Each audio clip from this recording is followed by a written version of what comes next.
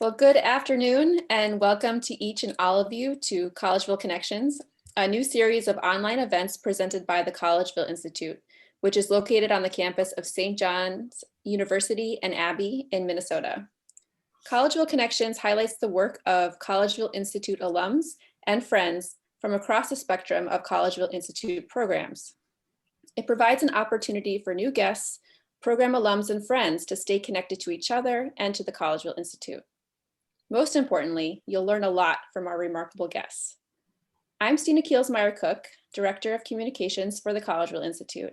And before I introduce our guest for today, I'm going to turn to Susan Sink, who is a fellow staff member at the Collegeville Institute. Susan is running the tech side of things for us today and will tell us what we need to know about some logistics. So Susan, I'm going to turn it to you. Hi, thanks for attending. So just a couple of housekeeping things. First of all, we are welcoming questions for a question and answer session. If you could use the Q&A button. So if you go down to the bottom of your screen, it should open up a bar. Q&A, only the presenters and hosts will be able to see those questions. If you have any question at all, I can answer kind of personal questions or private questions, and then we'll basically curate them for the Q&A, and Stina will ask those questions. Also, if you have any problems, you can chat with me privately. We are recording, and so we will have a link, and also it should be on Facebook Live. So if you lose your connection, you can always go over to the Collegeville Institute Facebook page where you can watch it live streaming. Thanks very much. Thank you, Susan. So now it's my honor to introduce our guest for today. Dr. Tia Noelle Pratt is a sociologist of religion, specializing in systemic racism in the Catholic Church. She received her bachelor's degree in sociology from Chestnut Hill College, her master's in sociology from Fordham University, and her PhD in sociology from Fordham University in 2010. For more than 20 years, Dr. Pratt has researched and written about how systemic racism impacts African-American Catholic identity. Dr. Pratt participated in the Collegeville Institute's writing workshop, Writing Beyond the Academy, in the summer of 2019. She is the president and director of research at T.N. Pratt and Associates, LLC, which is an inclusion and diversity consulting firm in Philadelphia. And she is the curator of the Black Catholic Syllabus. She is currently working on a book titled Faithful and Devoted: Racism and Identity in the African-American Catholic Experience. So welcome, Tia. We are so glad to have you with us. And to start our conversation today, I would like to ask you a little bit about the book that you're currently writing. Can you tell us about Faithful and Devoted and why you decided to write this book? Well, thank you, Stina. Thank you for having me, and I'm very glad to be with you today. Faithful and Devoted, it started off, when I was in graduate school, a professor of mine, he and I were talking, and he said, well, you're going to write a book about this stuff, right? People need to read a book about this. And I was just kind of flabbergasted that he thought I had that in me. And it was kind of in the back of my mind. And then in 2015, I participated in a program called the American Parish Project out of the Institute for Advanced Catholic Studies. And on the last day of the workshop, I realized that if I kept writing journal articles and book chapters, I would always have to spend 20% of the space explaining that Black Catholics are an actual thing in the world.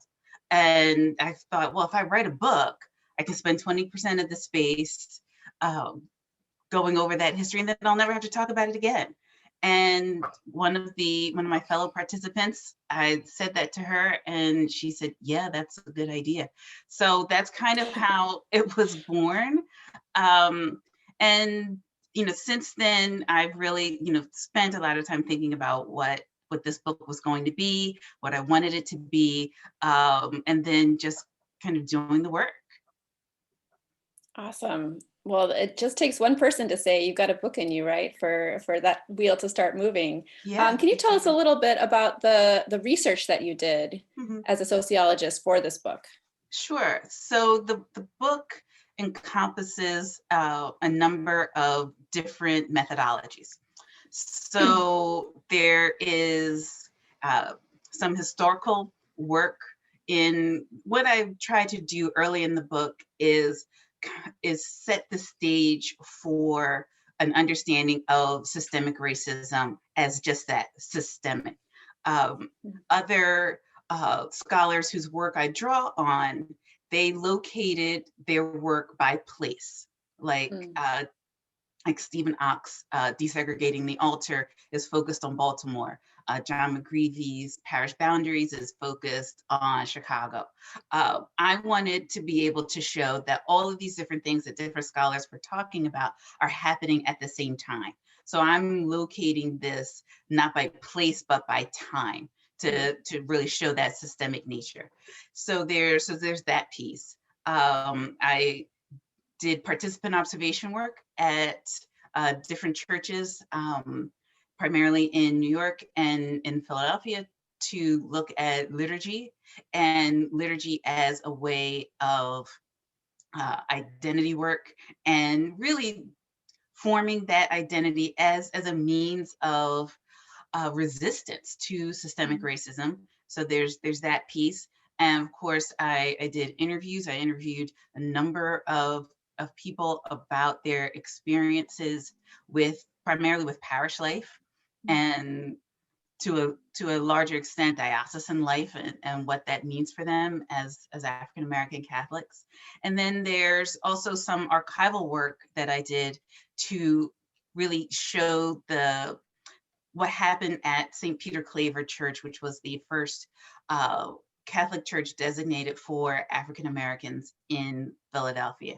And the founding of the church, what happened over the years that it was in existence and an active parish, and what has happened leading up to in the years since it was suppressed in the mid-1980s.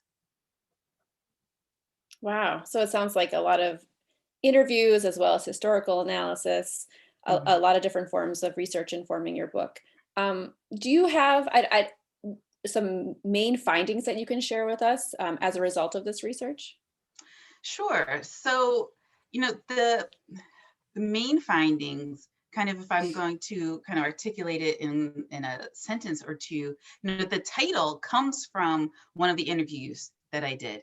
And a woman that I interviewed in Philadelphia, she talked about Black Catholics being faithful and devoted, of being faithful and devoted despite all of the things that have happened, the racism, the segregated communion lines, the church closings and parish reorganizations, the school closings, all of those things that impact your experience of religion, and how that faithfulness and devotion has persevered through all of that. And so, ways in which that has happened, but also, the idea that, folks are tired. Folks are tired. This is a lot, especially if you are in a large cities like New York, Philadelphia, Chicago, Baltimore, that have experienced a lot of church closings and parish reorganizations, and what that means, when the kind of hub of your faith life is gone, and how devastating that can be. And especially, I talk to people who have been through this 2 and 3 times, and there are some stats that show that in some dioceses, every time a parish closes, as much as 30% of the people don't move on to another Catholic church. And so if you see in cities where people have gone through this 2 and 3 times, and then that's 30% each time. I mean, it's no wonder that we've seen such dramatic changes in numbers over the last 30 or 40 years. So those are some of the things that I'm working on. And also too, in terms of liturgy, the key aspects that I look at are preaching, church aesthetics, and music as ways to really incorporate African-American culture with Catholicism to form a unique identity that is wholly Catholic and wholly African-American at the same time, and the beautiful ways that happens in liturgy. Wow, well, that sounds fascinating. I'm really interested in this idea of liturgy as a form of identity work. Um, you were speaking about music. Are there other examples, I guess, of how liturgy can be a part of resistance to systemic racism? Mm-hmm. Yeah, and I really, it's only been fairly recently in my work that I started framing this as a means of resistance to systemic racism. When you are in a situation, in an organizational situation where you're constantly told that your cultural experiences don't matter, that they're not real because they're not like what is considered the standard of the organization, but you do it anyway because you know that it matters and you know that it's important, then you are actively resisting that pressure, that racism that is being thrust upon you. And so, that was one of the things when I started, kind of framing it that way. And one day in my writing, at just without really realizing what I was doing, I wrote, resistance. And I thought, that's it. That's what I've been looking for, in order to really describe this. And so, it's wonderful, it's beautiful, but it's also hard. It's hard when you know that organizational pressure that you are getting in parish life is because you incorporate gospel music into mass, and are told that it's not Catholic when everything that you're doing is beautifully Catholic. It just bringing in that cultural element, which is no less valid and wonderful than the ways that Italian and Polish and Irish parishes have been doing these same things for decades and centuries. Wow. Well, I can see already how this book is going to add so much to the conversation. And you said at the beginning how you're just excited to be able to say, here, take this book when someone asks you about the Black Catholic experience.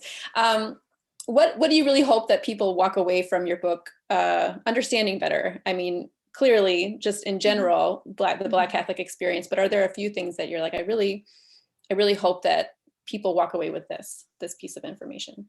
Sure. I mean, a few things. One of the things that I encounter a lot in my work is resistance to just the notion that systemic racism is a thing. And so one of the things that I want folks who read this book to take away from that is that systemic racism is an actual thing that exists in the world. How to identify it, the language of it, that the language and the perpetuation of systemic racism is not limited to how folks experience, how the folks in my book and in my study experience it, that we can take those tools and look at them in a number of different organizations. I want folks to take away from it that faithfulness and devotion that the woman that I spoke with, spoke of, and how beautiful that is, and that perseverance, despite all of the difficulties that the Black Catholic community in the United States has experienced for so long. Well, you touched on this already a little bit, but it seems like your work as a sociologist and an academic, it's also informing your work as the president and director of Tia Pratt and Associates. How do you see these coming together, this work in inclusion and diversity consulting with the sociological research that you do? Sure. Thank you for asking about that. I really see the two coming together, the academic work informs the DEI work, which I see really as kind of an applied focus, an applied sociological focus, is really taking, the, not just, identifying the issue and the problem of systemic racism, but also looking structurally, how can we fix that? As a sociologist, I focus on structural issues. So then how can we look at ways to make our structures better? How can we look at ways to make our structures just and equitable, especially structures that are rooted in faith and religious tradition and those values? Because when those organizations in particular, are rife with systemic racism, then they're not living up to their values. And so that's one of the things that I see this work in doing. And so when we're looking at structures and we're looking at organizations and how to become more just and how to break down these barriers to systemic racism, then we need to look at things like hiring and in educational settings, in curriculum. And if there are construction projects, then are you first of all, are you having a bid contract process? And is that contract process inclusive and diverse? Or are you boxing out diverse businesses that are trying to break through, and especially if that's being done in primarily Black communities. So I see, taking that skill set, that academic skill set, and really kind of parsing that into structural settings and looking at ways to make that just and equitable. Well, it seems like one big piece of this, and I'll give you a chance to catch your breath here. I realize I'm like rapid fire questioning you. But one of the pieces of this that I've seen you kind of promoting online this last year is the Black Catholic Syllabus, which is a running list of books and scholarship, news, films, videos, podcasts, organizations. Can you tell us the story behind this Black Catholic Syllabus? How did it come to be? Oh, sure. So let's see.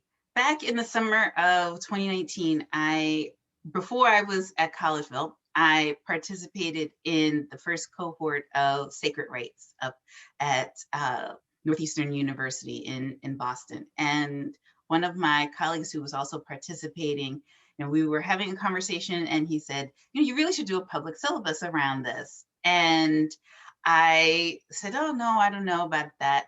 And then, but it's still, once again, it kind of stayed in the back of my mind. And then the summer of 2020 happened. And really with the murder of George Floyd, and the way that was a call to action.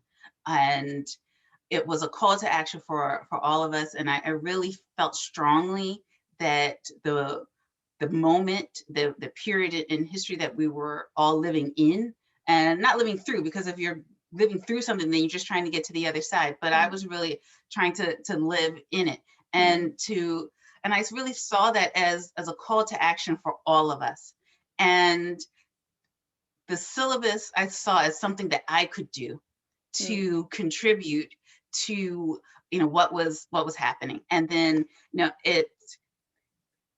and then folks, especially, folks within Catholic spaces, they wanted to know more. And then it was there. I had already, made that listing. And so it was there. So as you said, it's a combination of a myriad of different types of media. It's, journal articles, books, newspaper articles, videos, all manner of different things. And I will say, for anyone who decides to check it out, it's not, I've been told that when folks first go to it, they are overwhelmed.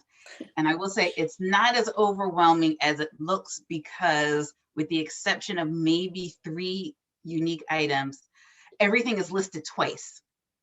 Okay. It's listed as as a topic area and as a type of media.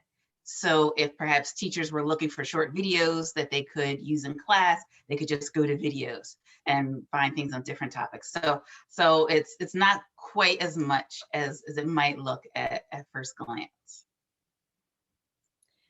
I really love what you said about not just living through a moment, but living in a moment. I think that that's a really interesting way of thinking about this time that we're in. And I think for anyone who wants to engage more in these issues, I really hope that you do go and look at the Black Catholic Syllabus and pick something from that list to read, to watch, to listen to, because it's an incredible amount of work has gone into compiling these resources, and they're all there. So thank you for doing that. And can I just say one more thing before we move on? I will say as a kind of a guidance, if the themes on the syllabus are new to you, I would suggest starting with something in the public scholarship section, because those are things written by sociologists like myself, historians, theologians, but done for a general audience. So those materials are very accessible. And so if these themes are new to you, I would suggest starting there.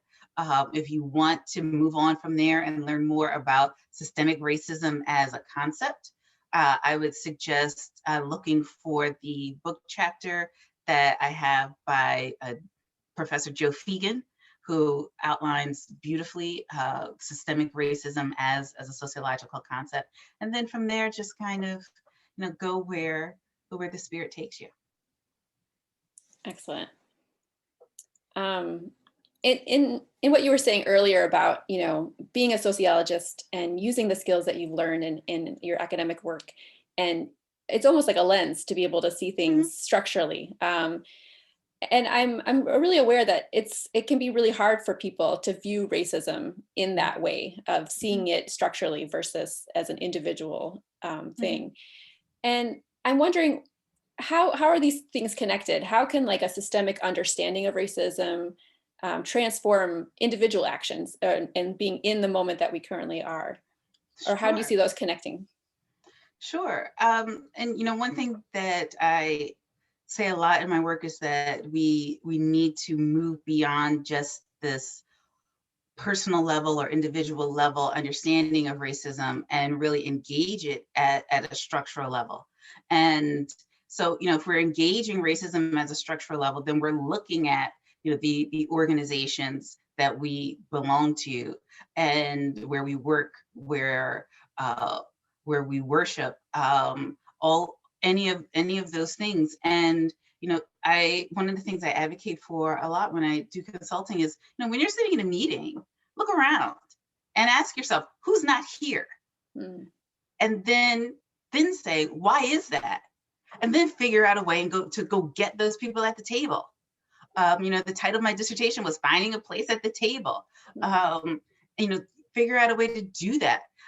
And when we're talking about racism in particular, if we're stuck at that individual level of thinking, what that does is it allows white folks in particular to be able to say, well, I don't use racial slurs and I don't put racist graffiti on people's homes or burn crosses on people's lawns. So none of this has anything to do with me.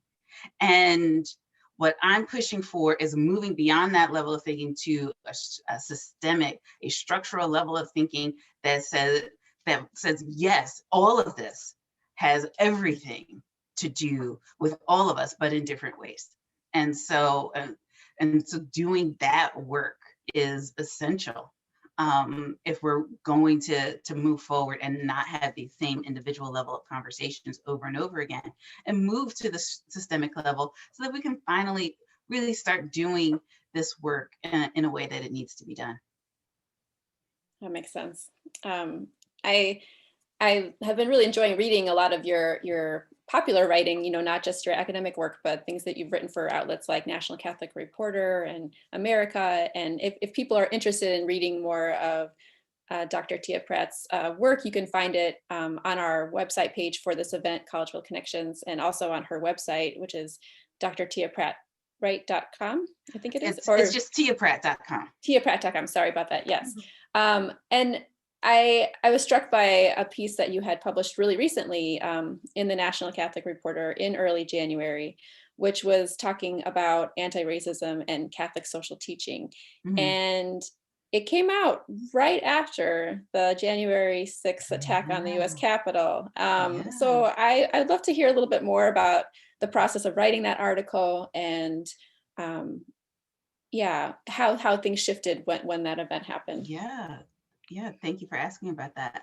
So I had been asked, so National Catholic Reporter is doing a series around, themes and issues that the Biden administration should concentrate on in its first 100 days. And I was asked to participate in that. So the series began with an article that Monday from Senator Tim Kaine, and my article was scheduled to be published on Friday. And Wednesday was the coup attempt on January 6th. And so, my article was finished. It was submitted. I had gone through the editing process. It had been approved by everybody who needed to approve it. And I went back and I looked at it again, and I texted my editor and I said, I really think some of these things are going to land differently. And she said, do you want to open it back up? Because we can, because my article was scheduled for publication on Friday. It was really the first one that could be adjusted to discuss what had happened earlier in the week.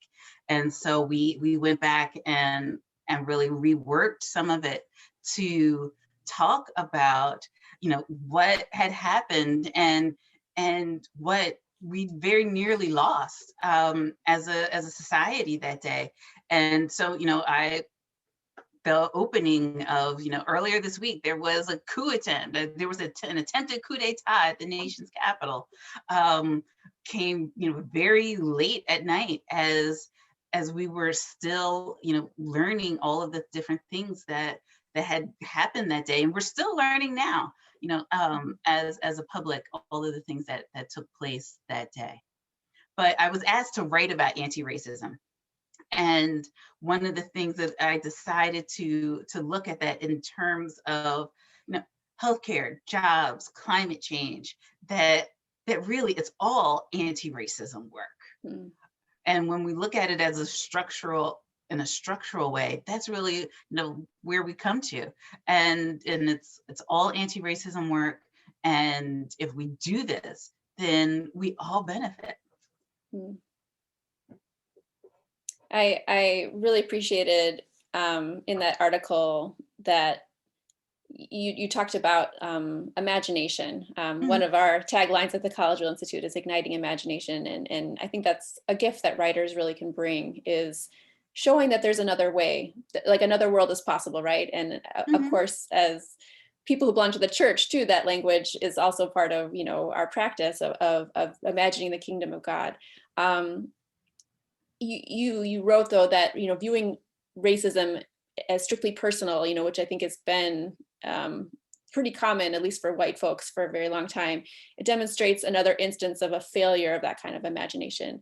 So I'm just curious if you want to talk a little bit more about the role of imagination, and what are the ways that people expand imagination in this area? Yeah, thank you. What by using that turn of phrase, I was really challenging readers and white readers in particular to challenge themselves to break free of any kind of myopic viewpoint of racism, to think of racism as not just those personal level issues that I mentioned earlier, but to think about it in a new way, or to even, just to begin at the very simple level of imagining that this one thing that I've been looking at my whole life may not be all that there is. And then go and seek what else is out there. But, we have to be imaginative enough to let that happen. We have to be imaginative enough to move to systemic level of thinking about these issues, because that's the only way we're going to get this work done. And so, imagination is key to that, and being able to allow ourselves and push ourselves to think about all of the things that are out there beyond just what is right here in the room that we're in. And that's essential, to be able to say, so often, folks say, well, I never heard of that, so it must not be important. Well, well, okay, but yeah, you never heard of it, but have you thought about why you never heard of it? And also Google's free. So, the fact that you never heard of it doesn't mean it's not important, doesn't mean it doesn't matter. It just means it hasn't been able to break through your own myopic way of viewing the world. So challenge yourself to be imaginative, to seek those kinds of things out. Oh, that's a good challenge, a good charge. Well, I want to turn to the Q&A because there's some really great questions in here that I want to make sure we get time to address. So I'm going to read this one. It says, question for Dr. Pratt. In your research and interviews, did anything come up regarding Black millennials in the Catholic Church? For example, in the face of parish closings, did it make them question their Catholic identity or explore a new denomination or faith tradition, or turn towards practicing their faith at home instead of worshiping in community? Yeah, that's a great question. One of the things that did come up is this feeling of disaffection, and both in this work and work that I've done before, which focused on Catholic young adults and their attitudes towards pro-life teachings, is this feeling of disaffection with the church, which comes from a variety of different spaces. So for the African Americans in this study in particular, a lot of it was about church closings and parish reorganizations, the things that they knew about growing up, the things that the space that was there for them isn't there anymore. So it's more like, now what do I do? And don't feel necessarily as tethered to Catholicism as previous generations and their families did. And we see that really across the board in organized religion. And so it's not something that's limited to African American Catholics. We see that in the mainline Protestant denominations. We see that in the Black church and the Black Protestant church traditions. We see that across racial and ethnic groups. So this is something that I've been saying for a long time, that organized religion, dismisses at its peril. Because if organized religion doesn't get a handle on young adults, then there's going to be nobody in the pews in a few decades. So that's really an issue. If organized religion is going to continue to perpetuate itself, then that's something that we really need to get a handle on.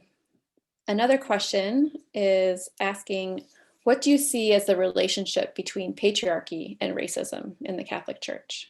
Oh, patriarchy and racism. Ooh, how much time you got?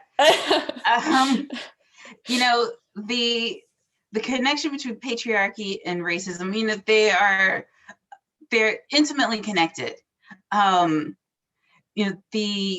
Because both of them are really about power.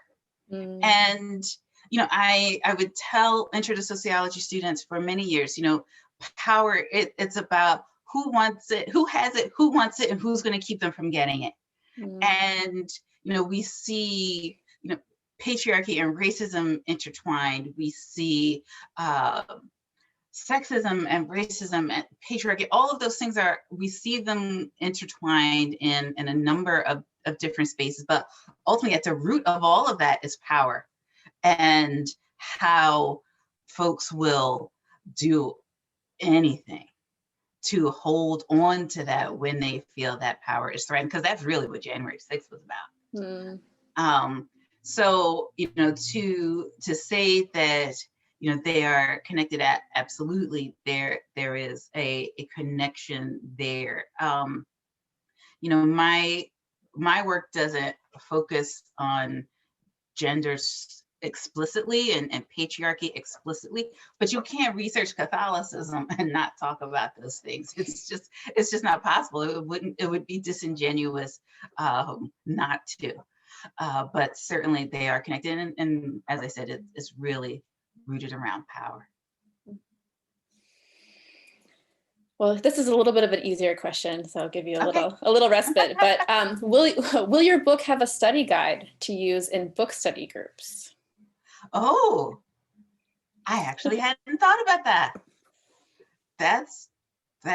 I'm going to put that on the list. There you go. Good suggestion. Yeah, somebody emailed me recently and said, do you have an email list that will go out to alert people that they can order the book? And I said, well, I hadn't thought about that.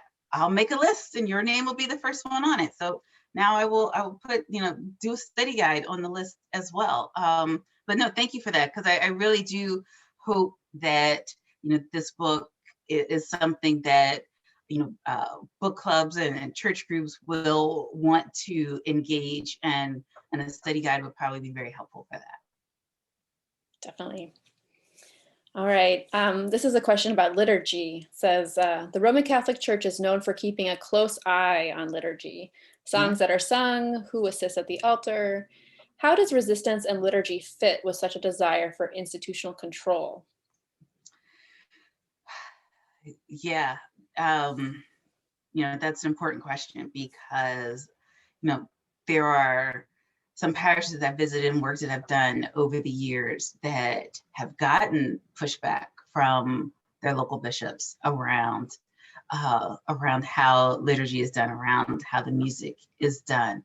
But what I have found in the work that I do is that parishes take great care to be sure that they are, that Mass is liturgically sound.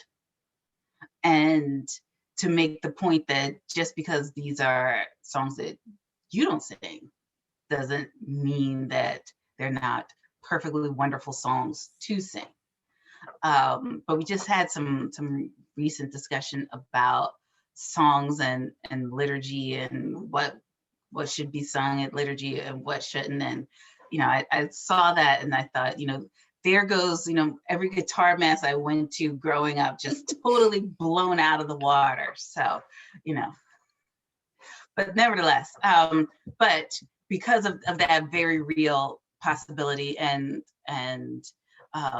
situation that a number of parishes have found themselves in, I have found that they take great care to make sure that liturgy is liturgically sound for just that reason.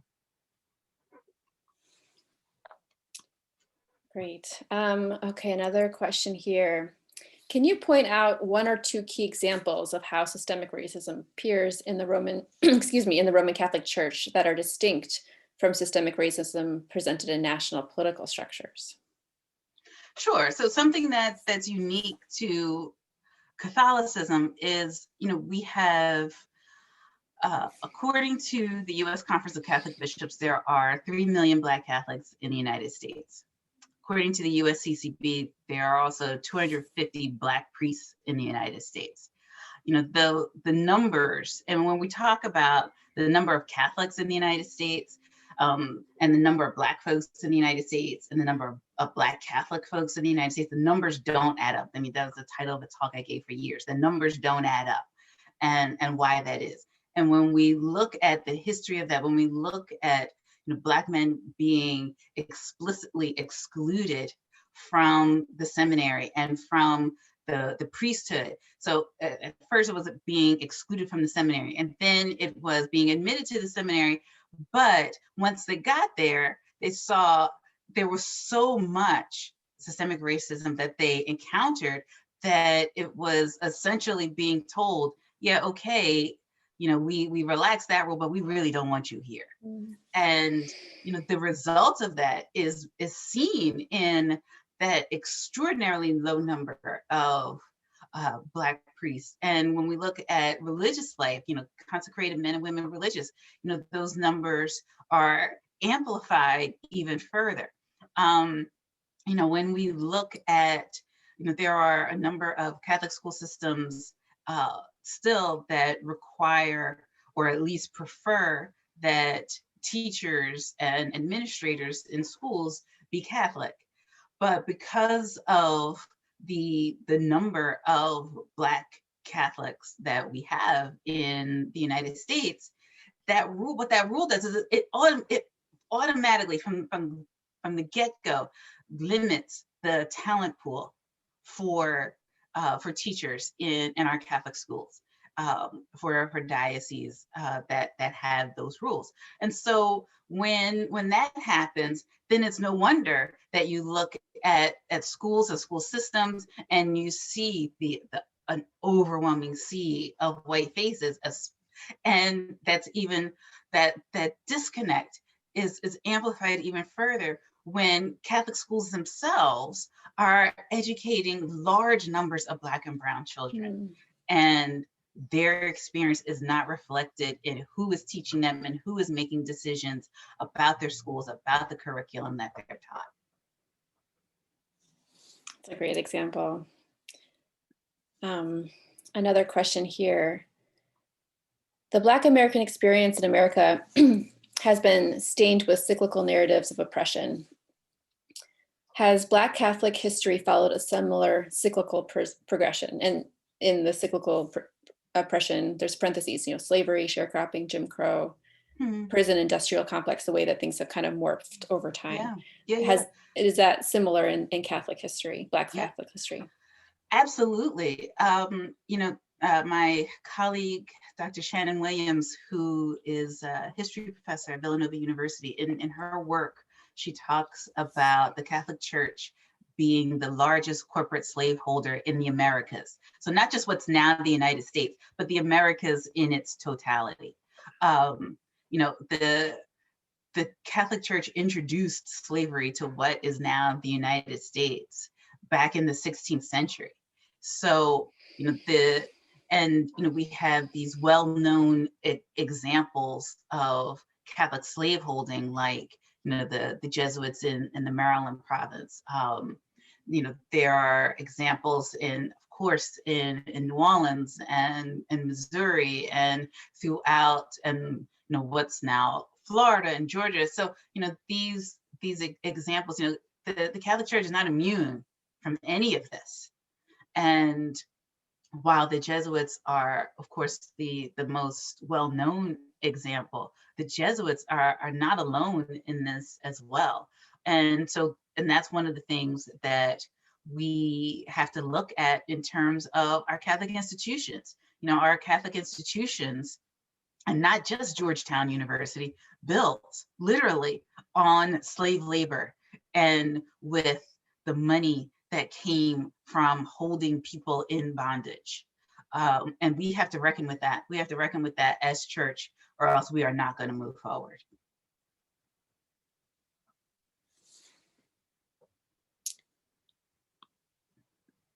Another question here.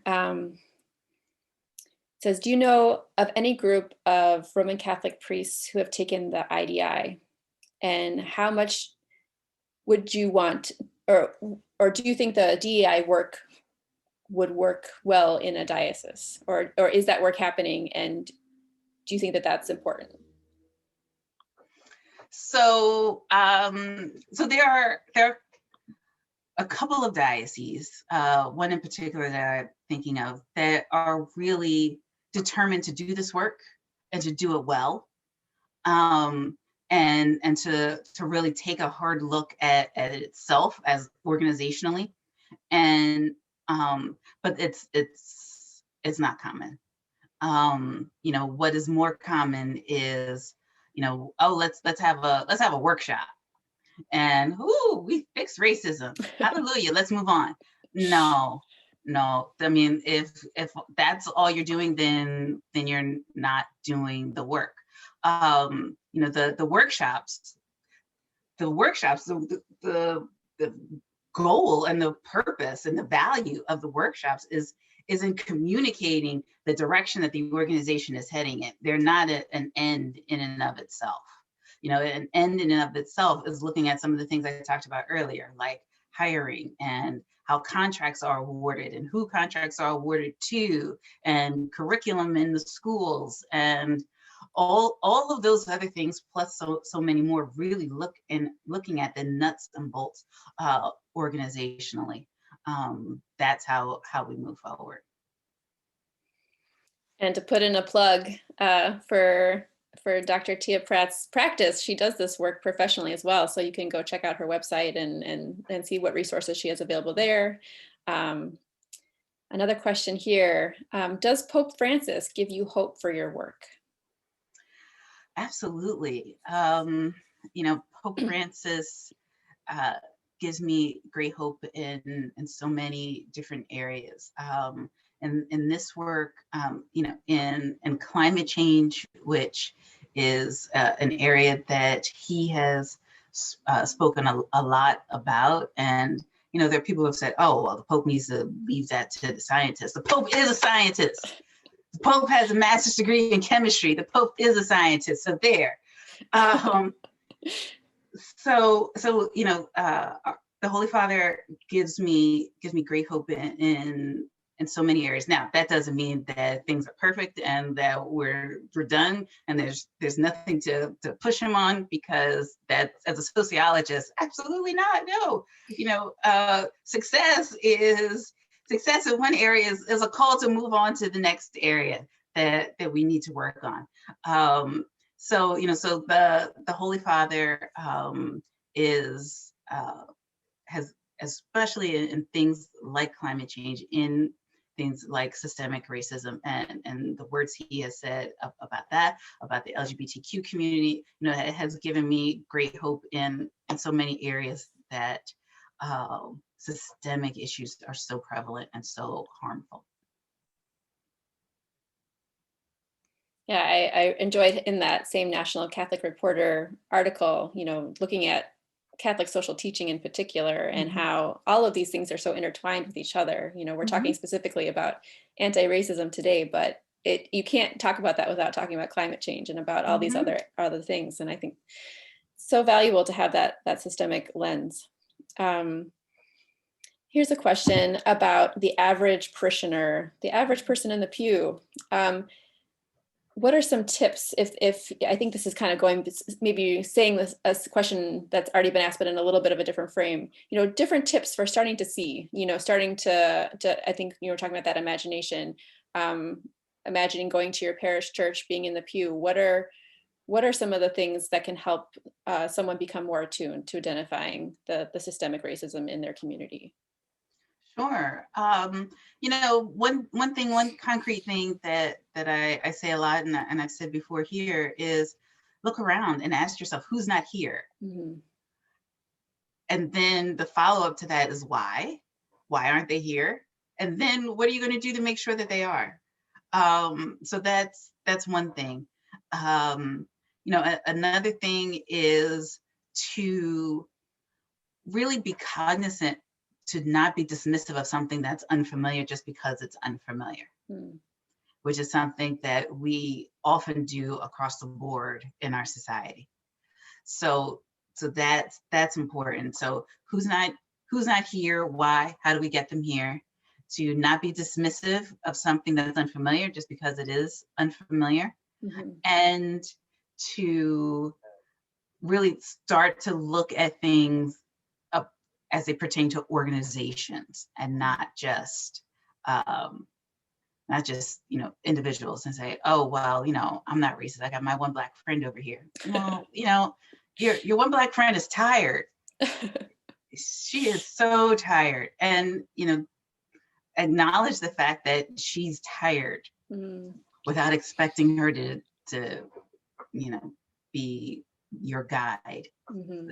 You can go to the Black Catholic Syllabus for that, and Google's free. There you go. Here's a question from an African American Catholic spiritual director. She says, I spend a great deal of time journeying with others as they deepen their relationship with God and tend to the healing of their soul so that they can serve others. Does your book address the importance of individual and communal spiritual grounding for Black Catholics? And I guess I would add too, if not, are there other resources or things you might point this person to? Sure. I'm sure you're a great man. An African American Catholic spiritual director is a rare person. So thank you for that work you're doing. I'm sure it benefits so many people. I will say, the spirituality in that context is not a focus of my work.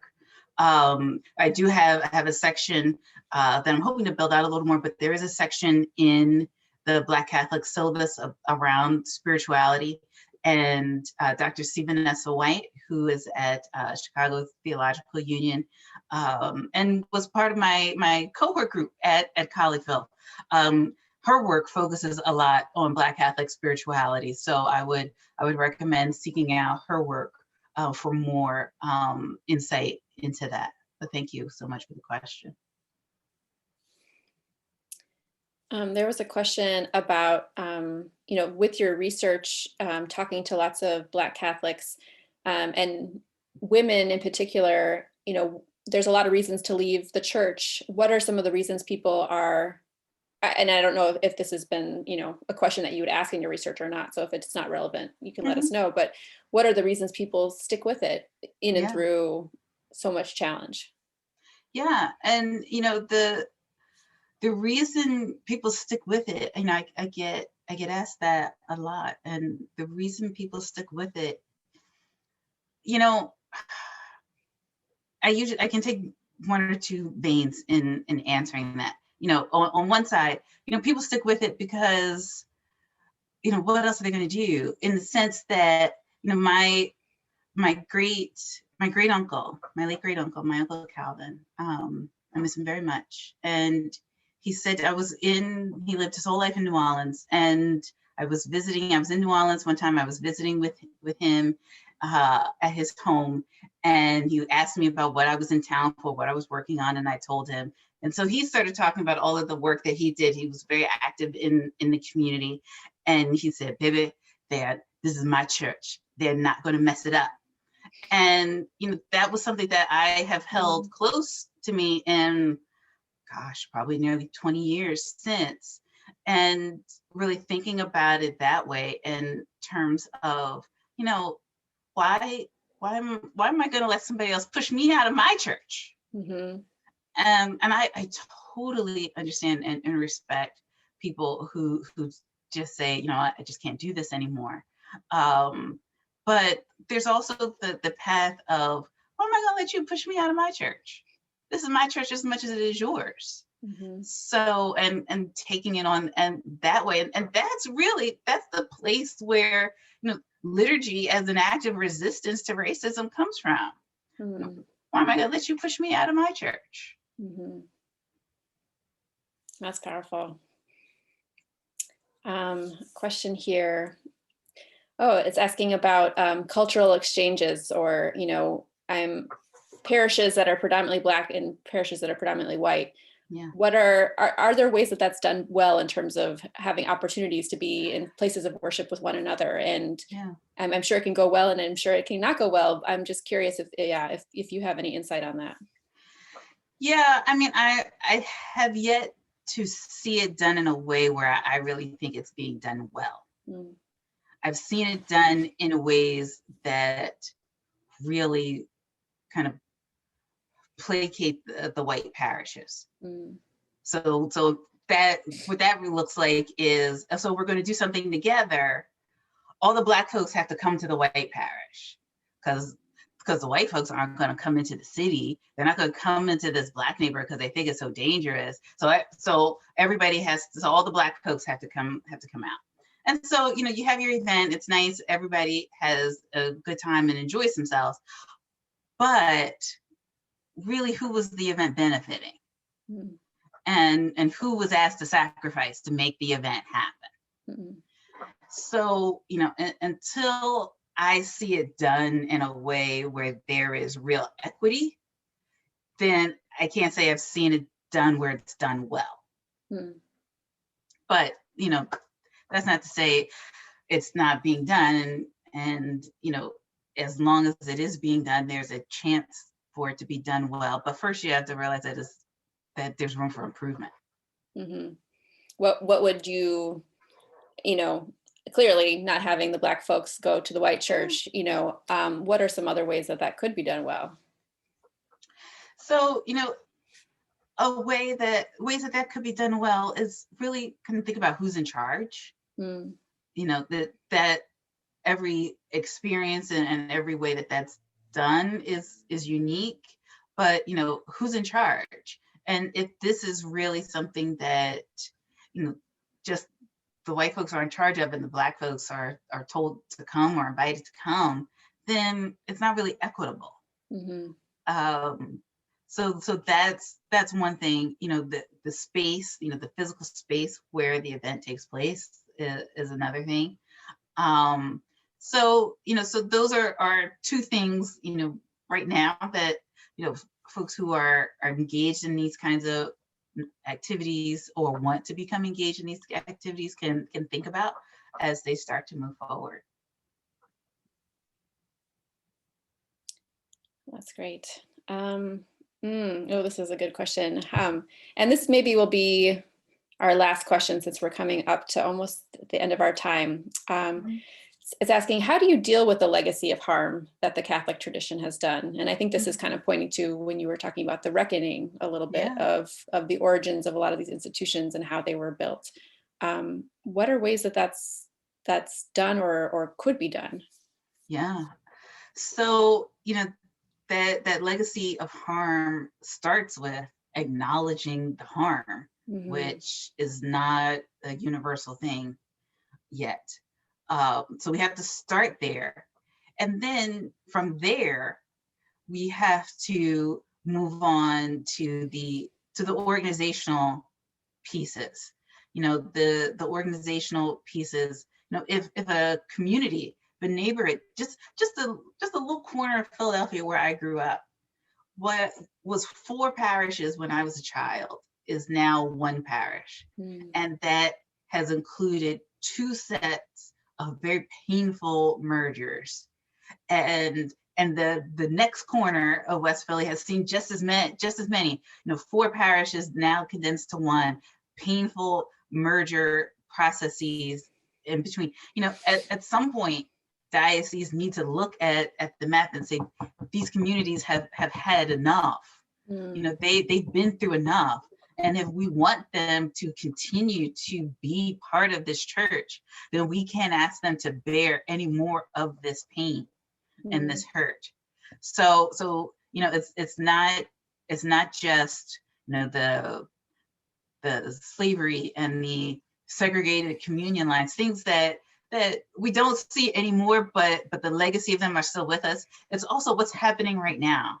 So, when large dioceses in particular are looking, especially now that so many organizations are having difficult times financially, and you really have to take a hard look at your books. When you take a hard look at your books, one of the things you also have to take a look at is where are the communities that have already borne the brunt of this so much? And, in good conscience, can you really ask them to bear more and still expect them to continue? Because, people don't take, if you want people to stay and to really be a part of this, then they have to feel like there's something there for them.